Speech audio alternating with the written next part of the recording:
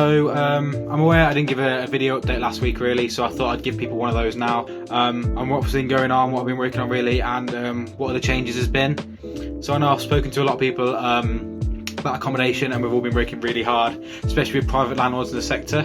Obviously I've been working mostly with Stoke where I'm based, but we've also been looking at Shrewsbury and Stafford campuses where I've got some updates there as well. So obviously those at Stoke know, like I've said, those in halls get their fee waived if they've gone home, or if they are care restrained students and it's not being funded from the council back home, along with those choosing to stay and getting 30% off. This now applies to those in Stafford, so if we have students staying at our Stafford campus who are volunteering or helping or just staying there in general, they get the same exact things applying to them, so that's free or 30% off or waived if you have no other option.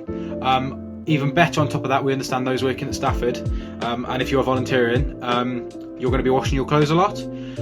Thanks to Scott having conversations with accommodation and circuit, those have been waived as well, so you won't be charged for your washing. You should have free washing at circuit in Stafford Court, which I think is a huge win considering how much you have to wash and how much essentially clothes you're going to be going through really. With Shrewsbury, we're currently in contact with officers over at Chester who have been looking at that. From talking to landlords over at Shrewsbury campus, depending on what the students do and whether they're staying or not, they are going to be waived as well.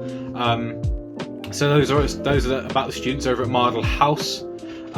Food Hub, obviously we have that available to our students here at Stoke. And then our students based down at Stafford should have food parcels with the university. I'm going to be getting in contact with Res Life about that just to find out, so that students know where to go really. And then guess GradX is kind of a big thing for students. So as people are aware, GradX can't unfortunately go ahead in physical presence, but the university has worked on putting that on virtually.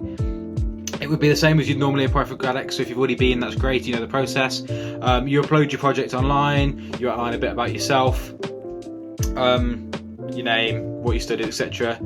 And then you'd then present that on the day with the employers. So what we're doing now is a bit differently. It's you're almost sending yourself like you would on LinkedIn. So again, you'd upload your project, 50-word count with it, but then you also get to describe yourself. Now, 50-word summary of your project, and then 50-word count to summarise yourself, to sell yourself to that employer.